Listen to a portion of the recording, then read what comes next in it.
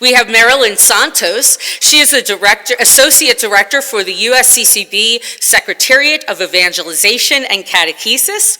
She previously served as Director of Mission Education in the National Office of the Pontifical Mission Societies in the United States. She has helped with leadership positions in youth, young adult, and cultural diversity ministries in the Archdiocese of Atlanta, the Diocese of Brooklyn, the Diocese of Metuchen. Marilyn served as the president of La Red, the National Catholic Network de Pastoral Juvenil España. Welcome, Marilyn.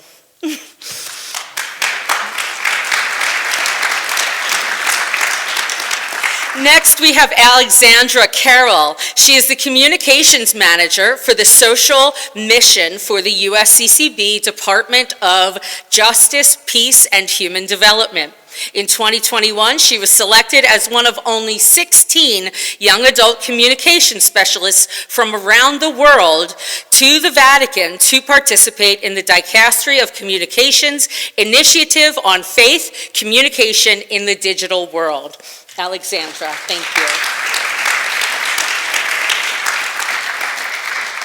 And next, I introduce to you St. Elizabeth Ann Seton's very own parishioner, Paul Jarzembowski, who is the Associate Director for the Laity within the USCCB Secretariat of Laity, Marriage, Family Life, and Youth, also coordinating the U.S. engagement in World Youth Day.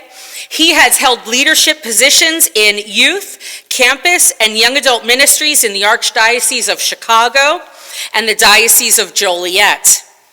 He is the author of Hope from the Ashes and has spoken at, written for, and consulted with dioceses and Catholic organizations across the U.S. and the Vatican. All three of these wonderful people, yes, I'm sorry, Paul. Wonderful wife I am.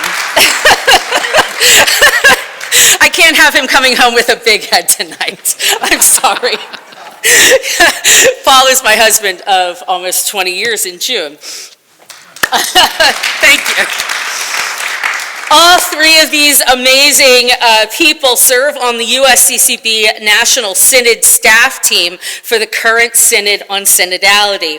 And without further ado, let us invite the Holy Spirit into our gathering tonight, and let us begin in prayer. Please stand and join us in our opening hymn found in your worship aid.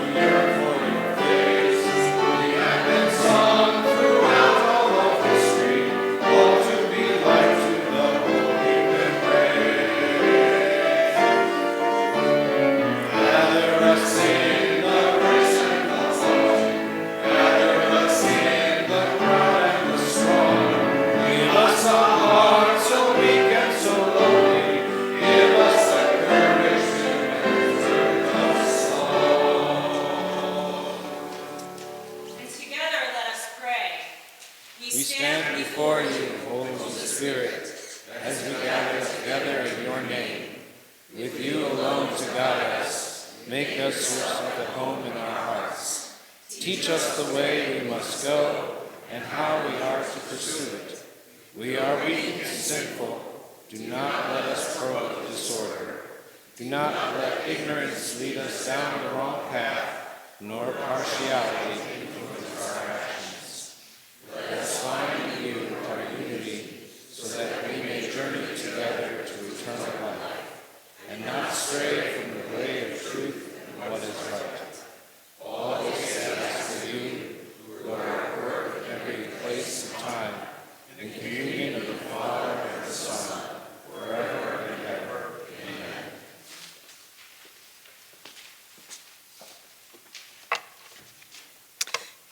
A reading from the Holy Gospel according to Mark. Glory to you, O Lord. It happened in those days that Jesus came from Nazareth of Galilee and was baptized in the Jordan by John. On coming up out of the water, he saw the heavens being torn open and the Spirit like a dove descending upon him. And a voice came from the heavens, "You are my beloved Son. With you I am well pleased." At once the Spirit drove him out into the desert, and he remained in the desert for 40 days, tempted by Satan. He was among wild beasts, and the angels ministered to him. The Gospel of the Lord. Praise to you, Lord Jesus Christ. Please have a seat.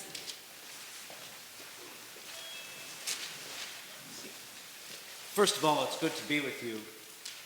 But one of the things we in Lent, we're often driven by the Spirit into our own deserts. But we often feel like we're driven into a desert by ourselves. We are in communion with the Father. We are participating in our own personal Lenten observances. And we're on a personal mission to complete the fast of these 40 days. In fact, even the Gospel on Ash Wednesday, Jesus does tell us in that Gospel to go into our inner room, to not let your left hand know what your right hand is doing. So our Lent is often very privatized. But one thing that's interesting we note, and something that I've been working on, is that we actually find that our churches are crowded on Ash Wednesday, and we find that even more people are engaged in Lenten fasts. Even people who don't come to church that regularly are still engaged. So we don't do Lent alone, and that's probably a good thing for us to remember. Even though Lent is often done privately, these hopeful trends remind us that Lent is a season where we are meant to do things. We are meant to go into the desert together. We often hear in the reading Jesus goes alone, but we are going into this desert together. We're asked ourselves to be more communal. In a sense, we experience Lent very communally. You're here actually at this mission together. You're participating together. And we are in a bit more mission-driven at this time of year, leading us towards Easter. The Spirit is also driving us to something else, because right now the church is engaged in a synodal process of listening across the whole world. Meanwhile, while we're in this place right now, there are people in churches and in communities across the whole world who are listening to each other, who are listening to the Spirit in this synodality experience. So in a way, we're not alone this Lent. In fact, we're not alone at all. We do this together. We've been asked to look even beyond Lent. And there's 3 words that this mission really is focused on: communion, participation, and mission. Those 3 words given to us by the Holy Father to help us understand the synodal process. Communion, participation, and mission. We're going to explore that tonight. But it reminds us that, again, we don't do Lent alone. So we're going to invite you to go a little deeper with us tonight into the desert. But again, we don't do it alone. We go with Jesus. We go with one another. And we hope that in doing that, we can prepare ourselves for a synodal journey long beyond this season, to Lent, through Lent and beyond. So yes, truly, come, Holy Spirit. Sancte Spiritus, Veni Sancte Spiritus, Veni Sancte Spiritus, Veni Sancte Spiritus. So I work with our young children here on their first communion and first reconciliation. One of the first things that I said to them when I first met them back in December preparing for reconciliation is, when I am scared or nervous or I don't know what to say, I say, "Come, Holy Spirit." And so I had about 67 little 7-year-olds screaming, "Come, Holy Spirit." And so the Spirit is very near and dear to my heart. And so come, Holy Spirit, into our space, and I can feel the presence. So the intersection of Lent and our parish mission and synodality, to me, seems very Spirit-led.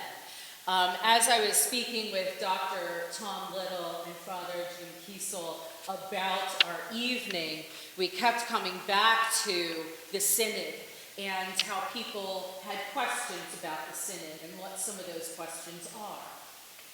As well as the movement of the Spirit in our parishes through COVID and how the Spirit has been surprising, engaging at times.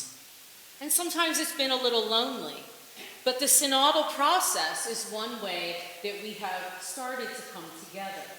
And so we brought the two together in this evening's topic. That's how we came to the topic and our wonderful presenters here tonight.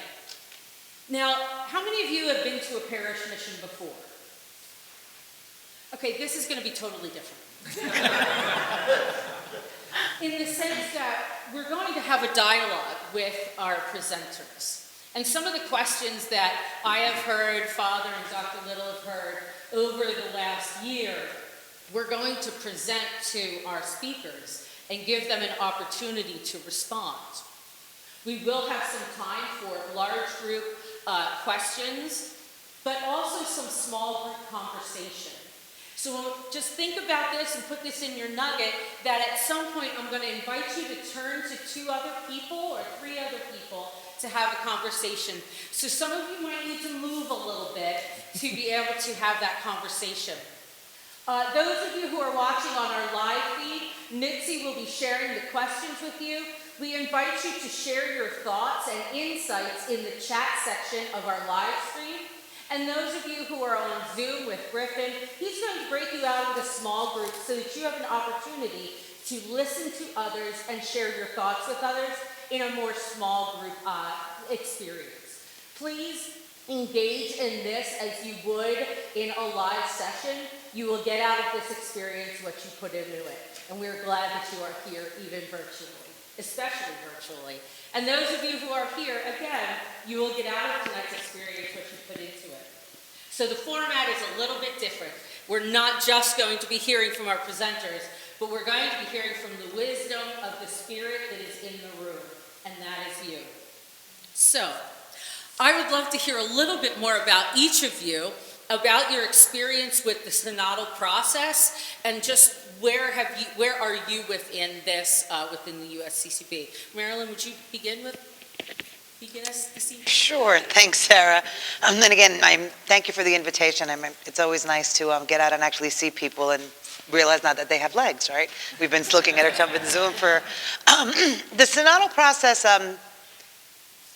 In my work life, interestingly enough, a lot of the work that when we sat back and did a reflection, in evangelization, particularly with the new directory, the catechesis came out, what we realized, and we felt pretty good about ourselves, and I think that's okay to pat ourselves on the back, is that a lot of the processes that we were using in developing the work on the conference level was already based on what we'd heard from people. So we may not have been using the word synod and synodal, but certainly the vocabulary, the action was there.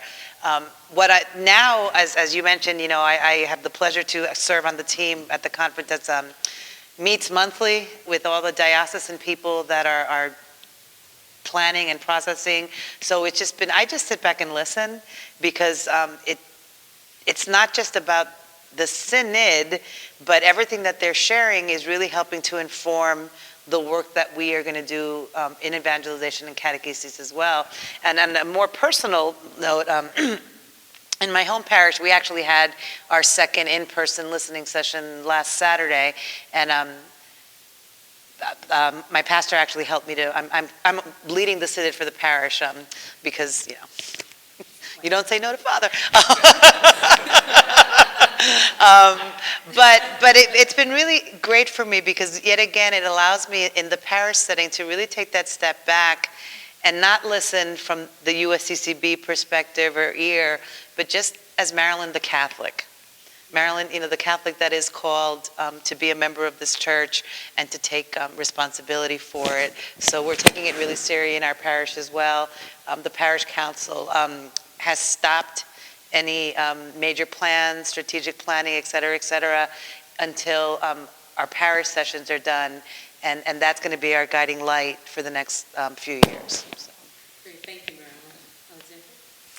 Yeah, thank you, Marilyn. I have I think a similar experience, and it's great to be with all of you. As Sarah mentioned, I'm Alexandra Carroll, so I work in the Department of Justice, Peace, and Human Development at the Conference of Catholic Bishops, and similarly, we sort of were noticing part of my job as communications is to tell stories, is to use all the tools we have, the platform we have to share the stories, especially around topics of justice and peace. And part of what I do is work with the Catholic Campaign for Human Development, which is the domestic anti-poverty program of the U.S. bishops, and it basically, thanks to the generous contributions of Catholics like yourself, funds low-income-led community organizations. There's a few even in Maryland that we support as well, and we listen. These groups apply for funds and say, we really want to enact legislation for more after-school care, or we want to get stoplights in our community. And really it is just about listening and saying, well, what do you need to give yourself that leg up, to give yourself that opportunity to create a safer community, to create greater access. And it really is an example of the church practicing this call to synodality, practicing this listening. And that's a lot of what I'm doing now on the team at the conference, is just listening. And I've found too, I think the most though enriching moment for me was in a conversation I had with my 10-year-old niece. I've been doing virtual religious ed with her for the last 2 years because of COVID and some health issues in that family. And I just took it upon myself to ask her, Claire, what do you think? What do you think? How do you feel that, and it was so interesting because she had such a hard time thinking about what she needed from the church, but when I asked her, well, what do the people who you love, how do you see the church helping them? She lit up. And she went on and talked about all these things and talked about the environment and talked about her family. And it's just it was that, and that to me is sort of, all the things I do at work, things I'm, doing with different aspects, Office of the Vatican, all that sort of feels like work. But to sit and listen to just, as myself, as Alexandra, to listen to this child talk about the excitement of, oh, this is what the church does, this is what it could do. And that, that was it. That's what this process is about. So you heard in my introduction that I work with the church's engagement with young people. A couple of years ago, the global church had a synod, the previous synod before this one was focused on young people. And so my job at the office was to work with our bishops in how we were engaging in that synodal process. And what was the most interesting thing is, as we were hearing all of these insights from young people, first of all, the Pope said, when they called that synod, we don't just want to talk about young people, we want to talk with them. And it was kind of a different way of approaching the synodal process, because oftentimes it had been bringing bishops together to have conversations around a topic. Pope Francis said, well, why don't we actually talk with them in addition to talking about them?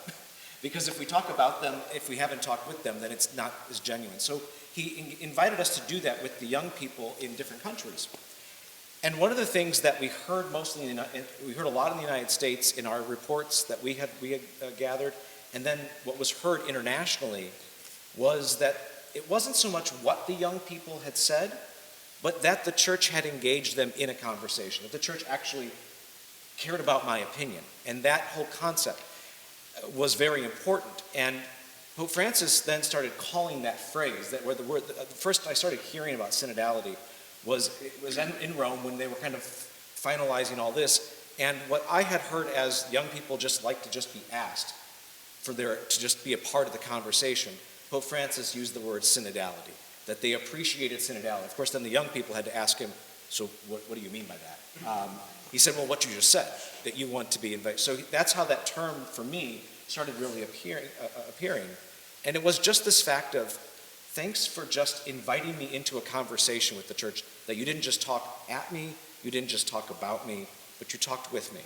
And that, to me, as somebody who's been working in the church for a number of years with young people, I had learned for the 20 years before the synodal process, I thought I knew everything I needed to know about young people. I've read it in books, I studied it, I went to research, but it wasn't until I kind of took Pope Francis at his word and said, let me actually sit and talk with young people, that I finally understood really what working with young people was all about.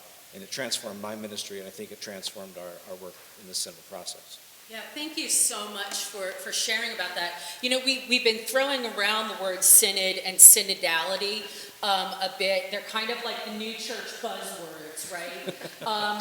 Where does that come from? You mentioned about the synod on young people, but it's deeper than that. It's older than that. Can you explain to us a little bit more about what that means and what that might mean to us here at the parish? Sure, I'll take a start at that, but then I will, of course, invite my colleagues here to join in. So synod comes from a Greek word that means walking together, right? And so, you know, we've heard that a lot, right? The synod's about walking together. And really, a synod it's not a new thing. These have been held for ages, back all the way into, you see it modeled in Acts 15, right? You know, you see this in Scripture, and this has been throughout history. It's a way to gather, and it's a way to sort of, it's not a political institution, it is a ecclesial act. It is a way to gather as church of the people of God, with pastors, with bishops, with their leaders, all as one, coming together as the people of God to dialogue, to listen, and to really, the heart of it is feeling the movement of the Spirit. And so a synod calls us to this larger act of synodality, and synodality, sort of stemming from that action, it's a culture. It's a way of being in the world that puts the Spirit at the center. And that doesn't, you know, and that's sort of what makes it really unique, is it's driven by the movement of the Spirit and really sort of embodying what we saw really take place in Vatican II with this call to see the Spirit at work, but to also sort of, we all have a part to play in that. We all have a part to play, and that's really, I think, what makes the Synod very unique. And you've seen Pope Francis, right, throughout his pontificate, has really been drawing us back to this practice.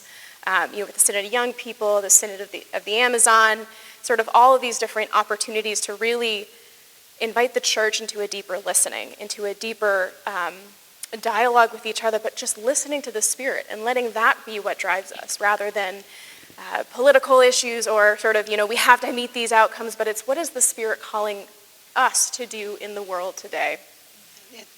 What's interesting, Alexandra, is that, and I'm sure many of you sitting here, that when this was first announced, you know, the Synod on Synodality, a lot of people, the next question is, well, then what's it about?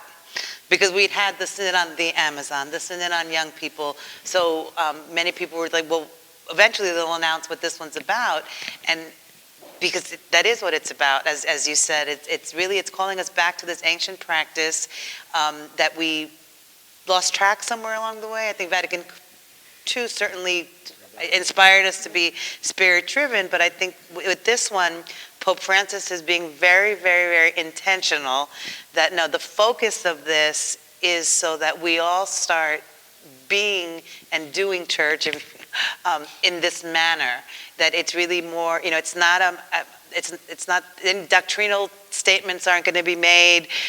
It's really the methodology, or I'm trying to think of a better word for it. It's just how do we move forward as the church, as the people of God.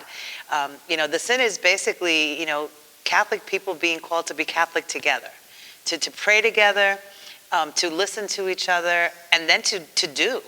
And then to go on mission. So, you know, as Paul said, you know, it's communion, participation, and mission, which I'm hoping that, you know, it doesn't just become, you know, what did you say, Sarah, the words of the day, but that we actually really embrace them, you know, because they go hand in hand with the other two words that I'm sure you hear a lot from Pope Francis, which is encounter and accompaniment.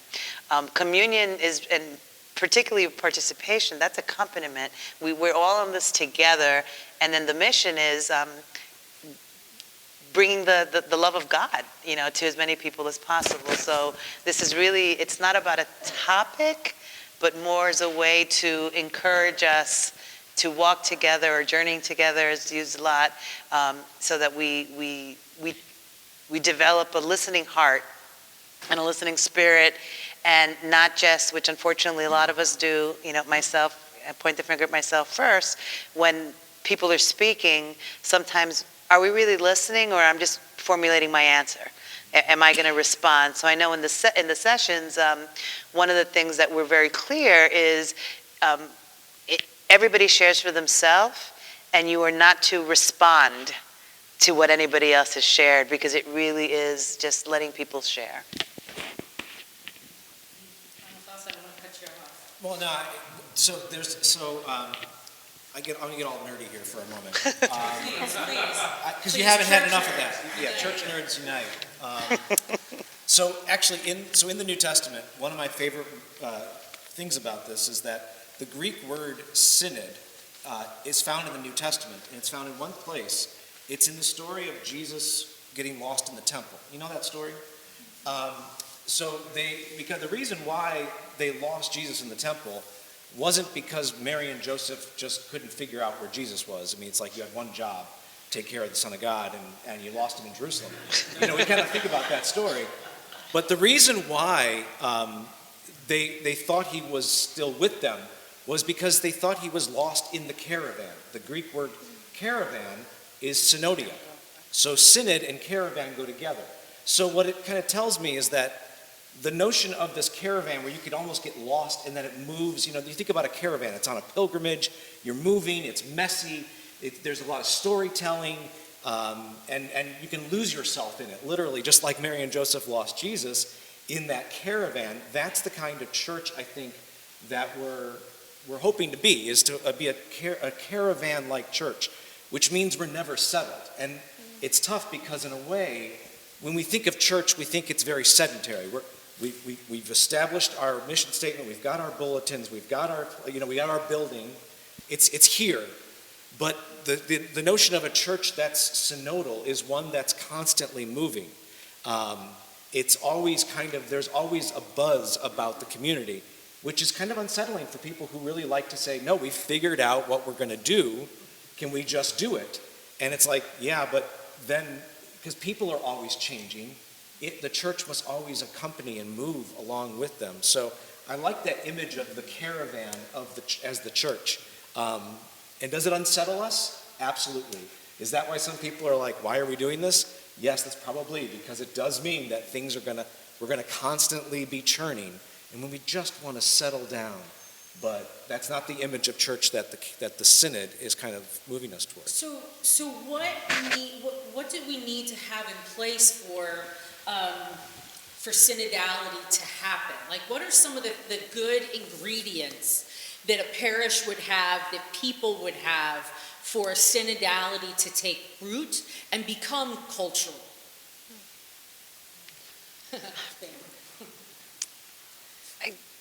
Openness, patience, and to really prepare ourselves, and I think I said it already before, to just really listen and know that my responsibility is not to have the answers. It's just to, I love that image of caravan, and what it brought to mind, Paul, was the other image that Francis has given us of the church as a field hospital. Because that's also something that's on the move, right? It's not the stationary, it's not, Adventist that's in one place. It's a field hospital is one that goes to the people, where it is needed. So, and we have to trust each other and trust ourselves, actually. I think I have to trust in myself that I am really being very prayerful. I think the first thing, which is lovely, the way we started prayer here tonight, is all this has to be grounded in prayer. Because if I'm not connected to the Lord as much as I can humanly strive to at this moment, then how can I connect to my brothers and sisters? Because the synod, at the end of the day, when the Pope says the peripheries, it's not just about those of us who actually physically, actively are still engaged with the church. It's really being open to those who no longer come, and not automatically, especially in the jobs that we do. Paul, you called us church nerds, but because we have the theology and all that wonderful stuff that's important. School is good, but not be prepared to say, well, the catechism says, and this is where you're wrong. I think trust is that is a big word. I mean, one of the things I think that we have a culture of now is that we're always suspicious of each other. Whenever we gather, when 2 or 3 are gathered together, it's not there Jesus is present, it's I'm not sure what you've brought into the room sometimes. And because there's a natural suspicion, like, what's your perspective? Who did you vote for? What do you think of that issue? You know, like everything is like always this, what are you, why, you know, there's a suspicion and a mistrust sometimes. So I think part of it, and it's been one of the toughest things for me, I think, in a lot of this, has always been going in with a sense of trusting in the Spirit that resides in the other person. That God is present in them. And even though they might look, act, speak, vote, whatever differently than I do, that I believe that God is still present there, and I have to trust the Spirit and therefore trust that person in front of me. Because I think that when we're in that caravan, if we don't trust each other, we're going to all be like, no, let's go this way, no, let's go this way. And that's how the caravan starts to spread apart, whereas we are meant to kind of go together in this communion aspect of it means that we do have to kind of lean on each other to make sure we're doing this right. So I trust is one of those issues I think it's necessary. Honesty? Honesty. Honesty, yeah. I thought of vulnerability, which I think goes hand in hand with honesty, right? But vulnerability to both to your neighbor, to your fellow, to those walking alongside you, but to the Spirit. I've been known to say a lot of these days at work is you got to be nimble to the Spirit. Nimble, just an attitude of nimbleness to sort of what the Spirit's going to throw at you. It's not going to be what you expect or maybe what you want, and you have to sort of have that vulnerable trust that something good will come from it, and it always does, right? I think about that a lot. In graduate school, I had the opportunity to be a chaplain in a prison, and that was one place where I learned so quickly the need for trust and vulnerability, and sort of like the Spirit's going to throw a lot of things at us, and we're going to somehow make it beautiful, and it's going to be fine.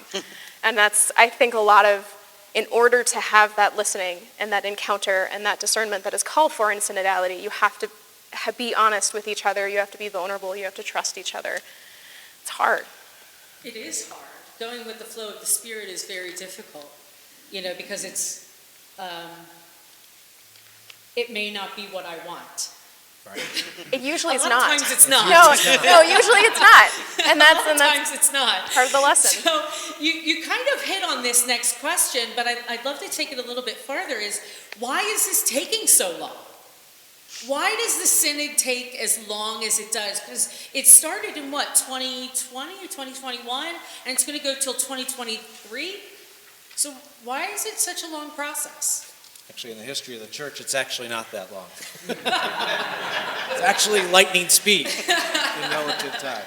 No, to me, there's 4 things that Francis once gave us in his exhortation, The Joy of the Gospel, Evangelii Gaudium. He gave us 4 principles that I think kind of ground it to me and why it takes a while. He says that, first of all, time is greater than space. In other words, yeah, we might want to be here right now. We want to get to where our destination is, but we need to take the time to get there. Any type of pilgrimage, any trusting or vulnerability or even a prayerful spirit, it's going to take time. You can't trust, just because you say, hey, would you trust me? You're not going to be like, oh yeah, sure, I do. Trust takes time. I need to be present for the other person. To be vulnerable with somebody takes time. So time is greater than space. He also said that realities are greater than ideas. So we might come in with a great idea about how to do something, but you have to learn someone's realities. You have to live in their space. You have to learn their reality, because that's going to be greater than just having an idea. Like I could think, oh, this would be, would be great for these parishes here in this area. Yeah, that's nice, Paul. That's an idea. But if I spend time with the people of this area, I learn the realities of what's important. So it takes time to learn those realities. The fact that unity is another principle he gave, that unity is greater than conflict, that it's easy to find what's different about ourselves. It's more difficult to figure out what we have in common. Now we can say, well, we have our faith in common, but there's what else do we have? What are also those connecting points? And we find that there is a lot more strength in unity, especially in this culture today of polarization and division. But it's going to take time for us to get past that polarized thing. And the 4th thing he says is that the whole is greater than the part. What he means by that and why it takes time is because what works for St. Elizabeth is different than what works for St. Joseph, what's different than working for Lady for the Fields, but what works is that something different in the Diocese of Boise or over in France or in China. But the thing is we have to believe that we're all moving on this together, and that even though there are distinctions, because we're not that dissimilar from each other, we have to move as one church working together.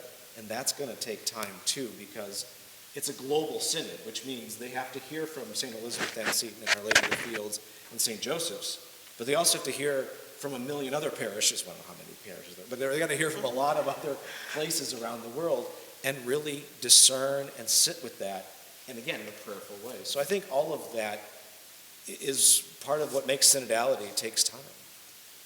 Any other thoughts? I actually have a little different take Please. on it. Yeah. No, this is what I'm asking. Yeah, I mean, Paul already said, because it is global, and there's many stages to this. Right now we're in the parish and the local religious communities and organizations, and then that report, as Sarah explains, becomes diocesan reports. Those diocesan reports become regional reports. Those regional reports then come to the USCCB, which becomes the national report, which then goes to the continent, and then that becomes a continental report, and then that report goes to the Vatican. However, my concern, and I know some of my colleagues, I know Alexandra, we were chatting about before, is that it's actually going too fast. Because notice that I use that word report, and my fear is that too many of us, well-intentioned as it may be, are focused on, this is a report we need to write, so let's just have a Zoom session and check, we're done, we'll send in a report. And if we do approach it that way, then we've missed the boat. We've missed the whole idea that, yes, there will be reports, because it is the church, and we do need to, when the bishops gather in the Vatican, there'll be, the collective voice will be there. But as Francis is reminding us, and I think, Paul, you said it's the journey, it's what happens as we gather and we listen to one another. So my concern actually is not that it's taking too long, is that too many of us, as well-intentioned as it may be, are actually speeding through the process. Yeah, I agree with you, Marilyn. I think it's also an invitation, right? It's taking so long, okay, well, so what are we going to do with this time? We have this time, we're in this space. This is, I think, a really unique opportunity to take advantage of this time where we're just called to do nothing but listen. We're called to do nothing but just dialogue with each other and enter into true, honest, vulnerable discernment about what is happening in our community and what isn't happening, who is still looking to be found, what has returned, sort of all those different aspects. And it's just, it's a beautiful time. Well, and you really hit on something here that I've heard a lot from folks, at least here at St. Elizabeth Ann Seton, is if this is such a global thing and it goes to a report, to a report, to a report, to a report, to a report, how is my individual voice being heard? How are my concerns, the concerns of the people in my parish, being heard, and what happens to that? What happens to that individuality and that uniqueness? What do we do with that?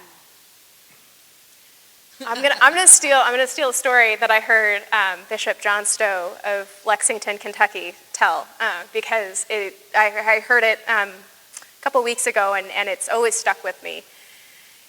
We were asking him, what have you found most surprising? What have you found? What is one takeaway that stuck with you as a bishop in doing these listening sessions? And he said, I think the most profound thing is the number of people who are from different communities, from the English-speaking community to the Spanish-speaking community, coming together for a listening session and walking out, people who are, disagree on certain positions, certain realities, walking out and going, I'm so surprised at how similar we are.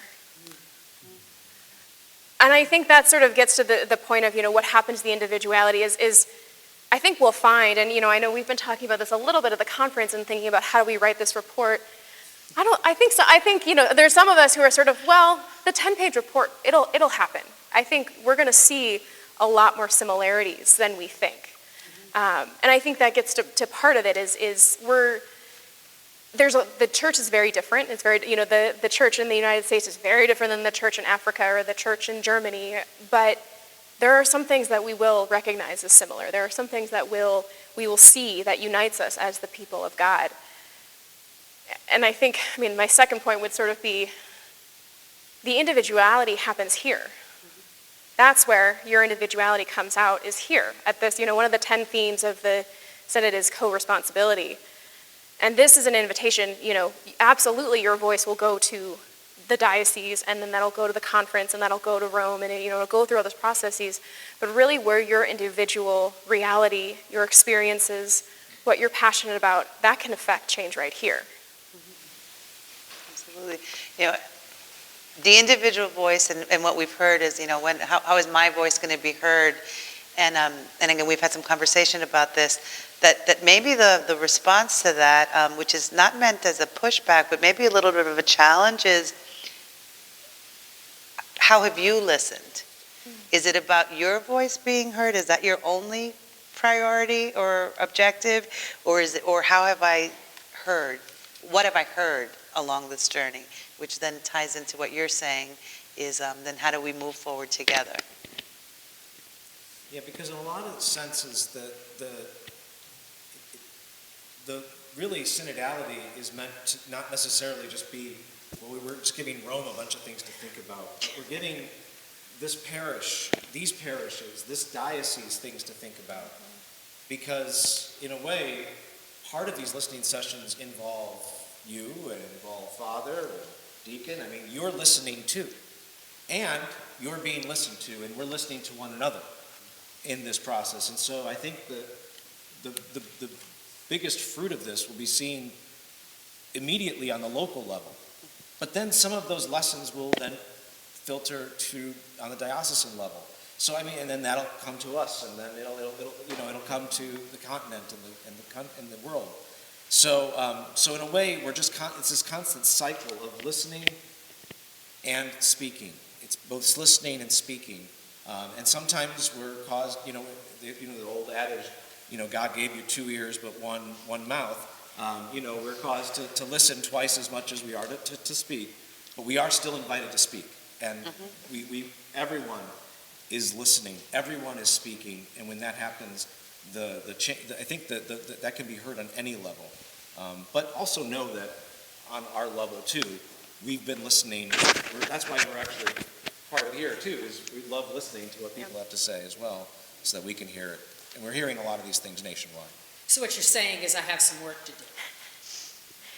Well, Yeah. and We're saying we all do. Yeah, well, and if it's done right, we'll keep doing the work. It's Right. just never going to end. There's going to be a new way that we operate. Okay. Until the kingdom, it's all pointing towards the kingdom. That's the. And we'll get into that in a little bit about what that actually looks like and means. But we've mentioned also in here that there have been a number of synods, right? You mentioned the Synod on Young People, the Faith and Vocational Discernment, as well as the Synod on the Amazon. There was a Synod on Marriage, Family Life. Evangelization. So what makes this one unique? I know that the theme is the Synod on synodality. What makes that different and unique? Two things come to mind. The one, which we touched a little bit before, is that it's about changing the culture of what being a Catholic and what the culture of the Catholic Church. The other thing that, again, because this is all Holy Spirit driven, I don't think it's a coincidence that this synod is being called, because the pandemic isn't over, but after the COVID experience, I believe with all my heart that Pope Francis is a man of deep, deep prayer. So I do think that in prayer, the Spirit moved him that the pandemic and all these other worldwide polarization, it's something that's not unique to the United States, and I don't take comfort in that, but it's not but I think, this synod can be a very, very practical step toward reconciliation. Whether it's racial, discrimination, reconciliation, political differences. I know that Paul mentioned, name the list. Unfortunately, that list can be pretty long, right? Young people and older people. So I do think, though, and COVID in many ways exacerbated or maybe just brought to light in a lot more bold manner some of these things that maybe had been bubbling underneath the surface.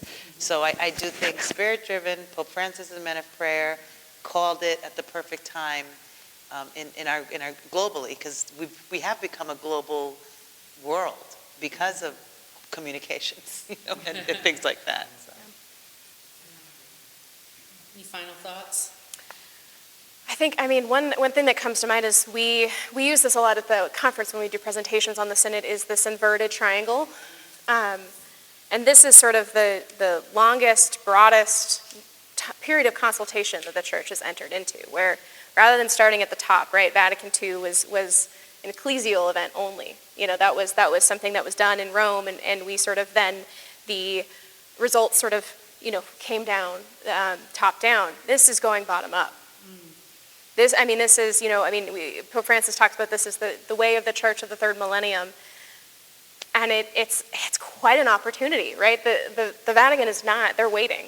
They're not doing anything until they hear from us. Well, that's pretty cool. Yeah.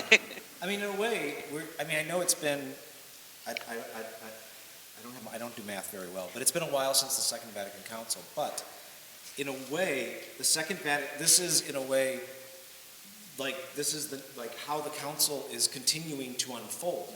All these years later, this idea, the synodality experience was something that was kind of revived at the Second Vatican Council, and it was first done to make sure that bishops were talking to each other, because prior to Vatican II, they weren't talking to each other. So the first step was to make sure they were talking to each other. Then we needed to make sure that different dioceses were talking to each other, and Episcopal conferences. But now we've come to a stage where now, okay, we're all now talking to each other, but are the people of God, are all Catholics universally talking to each other? Mm-hmm. And we now live in a global world where now it's possible. I don't know if in the 1960s we could have done what we can do today with our global culture that we live in, that we can hear this listening worldwide. So in a way, it's yet the next evolution of how the council has continued to flourish and be fruitful in the world. So in a way, this is kind of where this synod sits in that. It's kind of a culmination of the synodal products that have come before it, and kind of a launch point to what synodal things come after it. And who knows where we're going, but this sits at a great intersection of where the council really has brought us. Thank you so much for all of this information. There's a lot for us to process, a lot of information that we just talked about. So we're going to give you some time to get together in groups of 3s, 4s. I warned you about it, so now's the time to move into that space. And these are the questions that I'd like you to be thinking about. They're also in your little booklet there. What has been your synodal experiences thus far? Have you had an experience? What was it like? If you haven't, please notice that. What has most excited you about this process? And what is weighing on your heart in this process? So you can pick any of those questions to talk about. If you get to all 3, great. But pick the ones that really speak to your heart to be able to share in your small group. And when we come back, Brendan's going to sing a song, In Love You Summon, to bring us back to our large group. So you'll start to hear him play the piano and then just bring us back into the large group. We're going to take about 10 minutes to do this. So take your time, engage in conversation, get to know the people around you. You will get out of this experience what you put in. So invite the Holy Spirit into your conversation, and let's take 10 minutes to do that. Those of you on the live feed, feel free to share your comments in the chat. Those of you in Zoom will be broken out into small group rooms. Please have a conversation in your small group rooms, and we'll bring you back in about 10 minutes.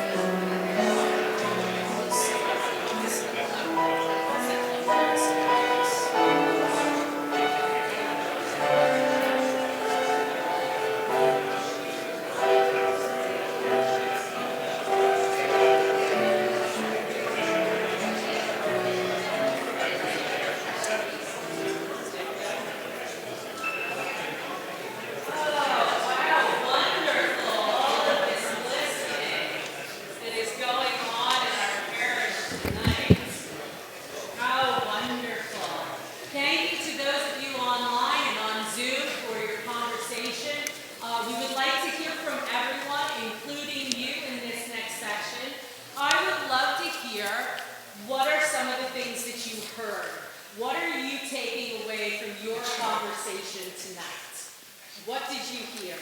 Those of you who are online, feel free to drop that in the chat and we will share your comments. Those of you on Zoom, you can do the same and Griffin will let us know what you have to say as well. So, what did you hear? Yes.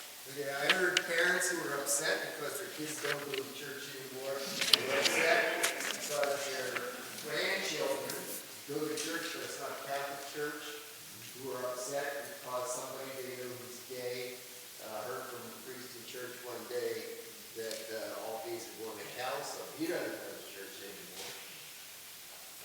So yeah, there's a theme among Catholics. How can we get people to come to church? Because as Catholics, we come to church, we find God there. But there's a whole lot of people who don't come. And I would say to all of you who do come, you've got to take the church to them. Okay, thank you. So I heard some pain in there as well. People don't come because they were put in a place of pain. I saw another hand over here, so I guess that. We had similar conversation. In my house, always had that. My kids, 12 years of appropriate education, they get to church 3 times a year if they're lucky. You know? Okay. But another thing that we talked about is, look around this group of grandparent groups. You talk about family groups. Hang on. Sort of. Hang on. Okay, we talk about the family groups, we talk about the young people. And here you have mature people. Yes. Yes. They all need to be in the same room at the same time. Okay. You're gonna go and meet with Group A, get their group down, then Group B and so on. Who's going to all these groups together so that I say something that Group A disagrees with, get pounded out, squared away. So the faith issue is sure. Kids, their Parish track, my Parish track's going slowly this way, I think their Parish track's going slowly that way. Okay, all right. So I'd be curious of our folks online, roughly, are we seniors online? Are we the senior citizen age? Are we middle adults in there? Are you young adults in there? Pop it in the chat where you might be. You can be vague. I don't need to know your actual age, but pop it in there. I'd be curious to know online who we have in the room, who we have in the virtual room. So what else did we hear? Yes, Griffin, on our Zoom, what did you hear? Yes, one comment that someone had and heard was that more needs to be done to draw parishioners back into in-person services after absences of the pandemic. Okay, so we want to be more welcoming. We want to do something that's a little bit more specific and intentional about inviting people to in-person post-pandemic. I'm sure that there's some nerves about that, some health concerns about that. So we want to identify those health concerns and those needs and to be able to respond to those when we do invite people back in. Father, did you have something, okay, on our live feed? Yes. Is there any discussion about expanding formal and professional roles for women in the church? Women in the church, professional roles. Woo-hoo! Sorry, that was my instrument. I agree with you. Thank you. Rockstar boss. Another comment was our synod was critical about the lack of communication with the archdiocese. Phone calls, emails asking for more information not being returned. When the Archbishop reviews this, it is only human nature to delete any criticism. How can we be more sure that our collective voices are being heard and not edited? Report by report, we'll get better up the line before it gets to Rome. Another comment. I'm concerned about younger parishioners who are conflicted with Jesus' message of love and the appearance of exclusionary teachings in our schools, etc. Thank you. Thank you to all of our online and Zoom participants. It's really great to have you participate Yes, what did you hear? What is your takeaway? Our group really was celebrating the idea that we were talking to each other, that there was such a value in that. And we saw that just in people meeting each other, that there was a real value in understanding, oh, we have so much more in common than we have separate. And that beyond all the reports, people being heard and being able to voice what's important to them is going to change them. It's going to, wow, I'm valuable. So in our group, we really didn't get down to issues. It was more recognizing the value of being in a caravan. The value of being in the caravan together. I thank you for using that term. The value of having a conversation, the value of communication, the value of interpersonal relationship. I'm hearing a sense of belonging in there and welcome in there. I'm hearing personal value and dignity in there. Father, yeah. Can you stand near the microphone? Oh, sorry. Because I think there may be a problem hearing the comments on Facebook. Okay, sorry, folks. I'm a little closer now. Can you hear me now? So we're talking about hearing a value, people feeling valued, their voice being heard. Communication sometimes is difficult, but when it is working, that there's a value to that. We're hearing things of, there's some pain in there, there's some devaluation in there. So we've got a lot that's bubbling up. We've got a lot that's bubbling up. What have you heard based off of what we're hearing here? What sticks out to you three? I wanted just to address, because Father read some questions, particularly the one about by human nature. We're going to want to take out the criticism. That has come up at these meetings that we mentioned. We have monthly with the diocesan leads and their teams, and we have really emphasized and underscored that this is not, the report is not apologetics. It's not to correct people. It is to report what has honestly been said. So certainly, we can't make any guarantees, but what I do know is that we really have been stressing to these teams that are going to be writing the diocesan report that this is not a catechism. It is not about correcting people. It is about genuinely reporting what is being said, even if it happens to not be 100% in line with Catholic teachings. So that's the only response I can offer to that question that came up. And as far as women, yeah, whoo-hoo. Alexandra and I are up here.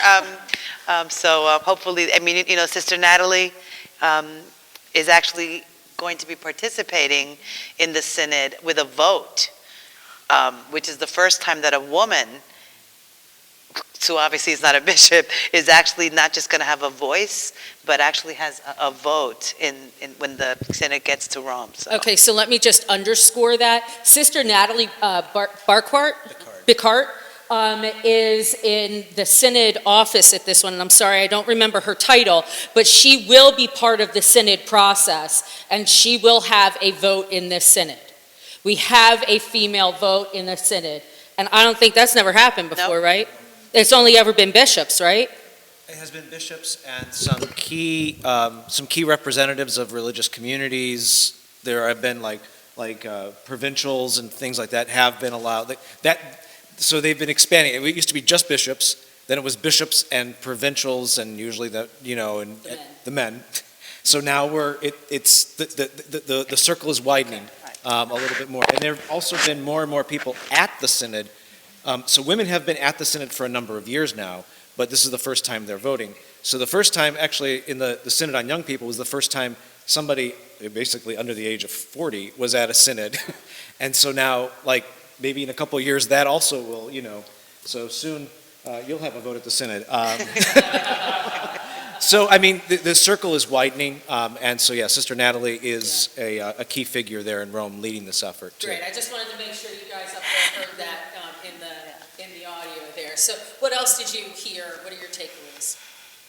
Yeah, I think it I'm struck by the sort of, side conversation about Sister Natalie, because I think it really is, it's an example of the power of the Spirit, right? If we just trust if we have faith, the Spirit will work wonders, right? We'll sort of open our eyes and open our hearts and continually unfold deeper meaning. And I think that gets to, I was struck by the number of comments, I think, surrounding community, right? Our kids don't come anymore. How do we invite people back post the pandemic? These are questions at the heart of what makes up community? What makes up this community? Who is here and who is not here? Who are we missing? Who are we not able to reach out to? Who won't respond? And even in your conversation about just meeting people and just building that community, right? There's such a, the Spirit is calling you all to community in different forms, different shapes. How do you build that? How do you reaffirm that? Those are the questions that are really popping up. How do we reach out to those children, those grandchildren who don't feel like this is necessarily a welcoming space? How do we convince them to give it another shot, to come in with hearts open and eyes open? And, what are those people who are not coming back? What do they need? What have we not been able to provide them? And maybe it's an invitation. I think my parish has been struggling post the pandemic, and a lot of it was just, the pandemic hit and we went into panic mode. And there were some who fell off because they weren't necessarily in that immediate panic. They weren't losing their jobs, or they weren't having trouble feeding their families. But now they're sort of, they have not been invited back. How do we invite them back? And so I think I was struck by community really being a theme that is something that, as you all have been having these discussions, this is what comes up. One of the things that, I'll make sure that, I feel like I'm a Sinatra singer here with this thing. So I promise I won't belt out a song. But one thing that the last synod on young people really occurred to me was this word responsive. And it's not so much do people come to church, but is the church been responsive to their needs? What is the need that people have? And especially with young people, I know it's been mentioned a number of times, and as somebody who works at the conference in that ministerial area, that means a lot to me. But it's sometimes the question we immediately run to is why aren't they coming to us? But the one of the things that I've been learning through the synodal process is how is the church responding to them? How is it going to them? How can we first be church where they are? I think of the parable of the prodigal son, and we just read this week, well, some of the masses read this week, and I know it was 2 gospels. Anyway, one of the gospel readings was the parable of the prodigal son. But one of the lines in that always gets to me is that the father, while seeing his son still a long way off, ran to his son. He didn't stand at the door of the house and say, I'm going to wait until the prodigal son comes all the way in. But he goes out to embrace. And the question I have is often, the father wasn't asking when is he going to come home, but when do I get to go out to meet him? And so I wonder in that type of thing, in the synodal process, one of the nice things is the opportunity to have a synodal dialogue with young people is part of this process. Actually, one of the groups that the church wants to hear from are those people who aren't in our pews regularly. Now that means that we probably can't invite, if we have a conversation here in this space, sorry to pick on this space, but maybe this is not the place where that conversation is going to be taking place.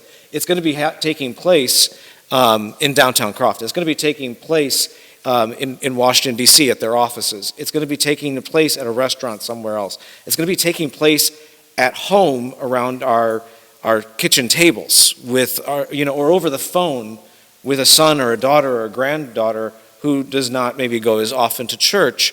So we have to have those conversations with them. And this synod could almost provide an opportunity to just simply listen to them. And that act of listening, of going out to them like the prodigal son's father, can actually start to move hearts a little bit. So that's, when I heard that, of course it always breaks my heart to hear that, but I've been challenged more and more to stop asking the question, when will they come to church, but when will the church come to them? Yeah, Paul, what you just said reminded me, at my parish, like a lot of parishes, we have a lot of social ministries, so I know that we have a food pantry, And some of the volunteers who actually run that food pantry, instead of, just greeting people, always a lot of hospitality, they've actually taken some of the questions that are in the synod and just started a conversation as people are waiting online to get their food. So again, because these are people who, for the most part, aren't members of our parish. And I know about a month ago, we actually held a vaccination clinic. And while people were waiting to get vaccinated, before and then after, you have to sit there, for those, 10 or 15 minutes. Some of our volunteers went around and, said hello to people. And then just, very gently, it's not like they said, can I ask you some synod questions? Just kind of, so it was, covert synod listening, but just really engage them in conversation using some of those questions. And that's been helpful because that's reaching the peripheries, people that won't come to a parish mission, let alone Mass. Yeah. Brendan, I see your hands popping up there. We had in our group together, I think, an ordinary group of people. About half of us weren't sure if what the synod process is, nor whether it had started, or whether this was like launching it. So the messaging is missing, Sarah. There's a messaging here. Did the USCCB bishops initiate it yet? If so, are they going to send out messages? Have they sent out messages? To be honest, the two guys from St. Joseph's said, yeah, we are sure in St. Joseph's we have started the process. And the other two parishes who represented thought that maybe, because we filled in some surveys which could have been synod, and we had a meeting which could have been synod, but the messaging has not been clear. So, when you feel that USCCB. I don't want to, I feel like a rat, No. And actually, Paul, there was a large mass that Archbishop Laurie had to kick off and open our synod, and I'm sorry, I'm forgetting the date of that. That was, what was it? It was in September. It started and kicked off. Here, we have had 2 listening sessions here in November. They were publicized prior to my arrival, but they were part of this year. We had quite a number of people show up. We are continuing the process here with individual listening. We have about 25, almost 30 people who are doing individual listening sessions and going out to people to listen and to ask the questions. So, Paul. So the nice thing is that, there was some formal beginning to it, but what's been really encouraged in this process is that it really doesn't matter when you start. If you start tomorrow, that's the time it starts. The process is going to take place through till 2023. So we've got a ways, and even though there might be a formal reporting process that may kind of have a cutoff point, again, with our emphasis that it's not about the reports, that process can continue on, and it can continue to be part of each diocese, discernment process, each parish's discernment. When I talked about the caravan is always moving, in some respects, this is going to, Father, close your ears. In some respects, it means it never ends. It continually, because there's always going to be the opportunity to listen to somebody new. There's always a new story. There's always a new major thing that's going to happen. So in some respects, it's going to continue going on. And in a way, what we might discover from the synod, it might continue to go back and say, then keep listening and keep doing it and keep doing it. Because the more we become a culture of listening, the better a church we will be. So there might be a technical, formal end to this stage, but this stage is just a minor blip in the overall framework of what is being asked for by the conference, by the Vatican, by the Archdiocese. I don't know, your thoughts? I've been thinking a lot about this synod because we've, in those monthly meetings, got a lot of questions from different diocesan leads who are sort of trying to manage the synod for their diocese. And I am struck by how this is such a practice of subsidiarity for us at the conference. We're not supposed to be leading it. We're really, it's not our role here. Our role is to accompany, our role is to encourage and empower dioceses, and that's as much as we can do. And so I think, and that is a really beautiful invitation to parishes, to all of us who are part of the people of God, part of that caravan, is to see that this is really, I mean, it can take multiple forms. Yes, there's a formal start, but it's never too late, as Paul said. We can sit down, have a cup of coffee with somebody, and ask those questions. And it's just as it's a new way of being church, I think, for parishes, it's a new way of being church for us as the Episcopal Conference. Is we're not, giving everybody a checklist of things to do. And I think it's a sort of a learning curve for everybody involved, because we're all sort of navigating this new way of being church. I mean, we've mentioned those monthly meetings a couple of times. The agenda of what happens at those meetings is we pray together, there's a reflection, and then an outside group, not somebody from the USCCB. Catholic Charities did a little presentation on how, as Catholic Charities, they're engaging in the Synod. So it really, which is a culture shift for us as well at the conference. If truth be told, we're not being recorded. No, that we are really not in the driver's seat. We're convening. We're creating the space for that these diocesan leads can empower each other, and then we break into small groups and they just share. And USCCB staff, we don't even participate in those small groups. We go off into our own little small group and just kind of talk about what we've already heard. So it really is a culture shift for us at the conference as well, that we're not driving the ship. So I'd love for us to do another small group before we leave. I am noticing our time, and I do want us to be ending on time. But before we go into small group, I'm really curious about those components of a synodal church. Like, what would you say are the components that we would have here in parish or church in general? Well, those three words that are kind of been the foundation of this synodal journey right now is communion, participation, and mission. And they all speak to this notion. So first, since there's three of us, we're going to tackle each of those words real quickly.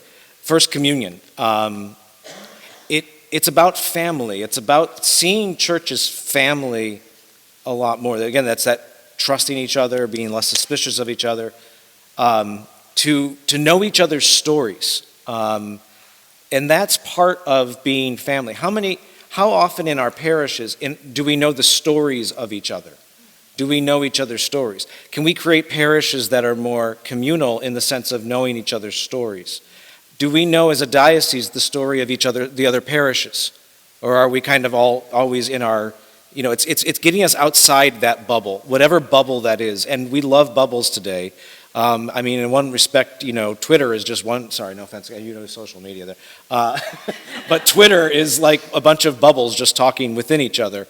But we need to learn to talk past that, because we talk a lot past each other, and we need to learn to start being family, and that involves a little bit of trust. Now, it doesn't mean that family doesn't always get along, but it does mean that family loves each other and knows each other's story, and is genuinely concerned for each other. So I think the first component is certainly communion, and that is being in communion with each other and with the Lord, but because we know each other's stories. I think I'll do the second one, participation. We've mentioned it a lot. I've probably said it myself a lot tonight. I love this idea of co-responsibility. In the documents for the Synod that the Vatican put together, they talked about 10 different nuclei, the 10 nuclei, or the 10 themes of the Synod, and several of them sort of relate to this idea of participation, listening, speaking out, right? We have to listen, but also speak out. We have to be honest with each other and with our community.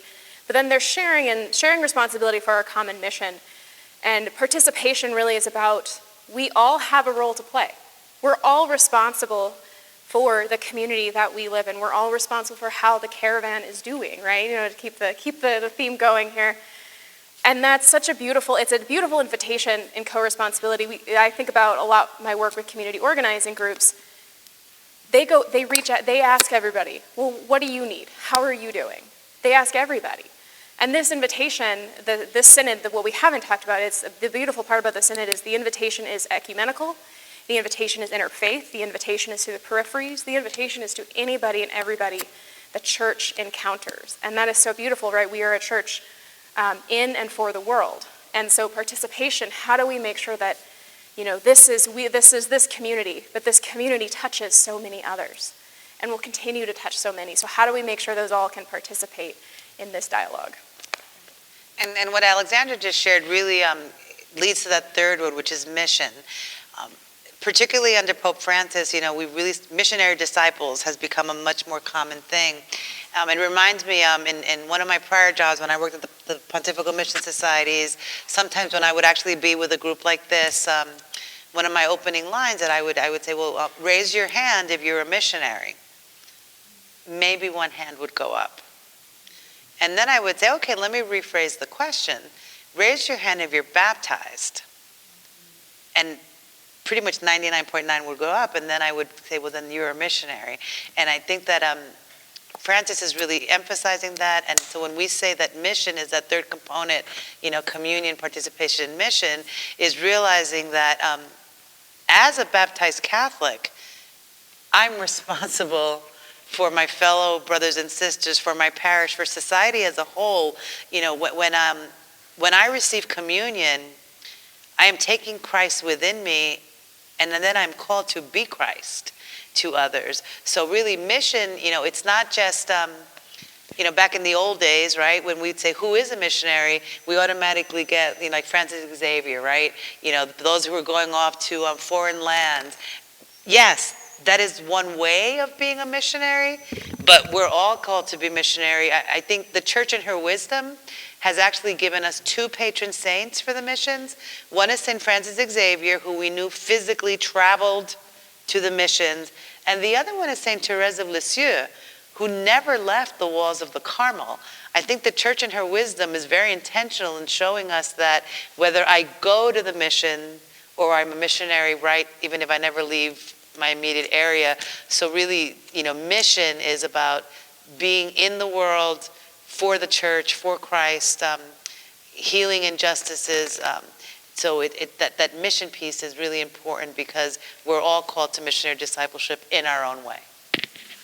Yeah, thank you for that. So that's communion or the family, that's participation, co-responsibility, and that is mission or the engagement and going out. So what we're going to do now is we're going to take another 10 minutes in our small groups in Facebook and on Zoom. And the questions are, again, in your handout there. Hearing all of what you heard tonight, what would a culture of synodality look like in your parish community? How can we become more trusting of one another? How can we put more faith in each other? How can this local process be an introduction to living synodally beyond this consultation phase? Right? The questions are in your handout. We have 10 minutes, and my goal is for us to end on time, so 10 minutes. All right, thank you, everybody. In 10 minutes, you'll hear Brendan with some music.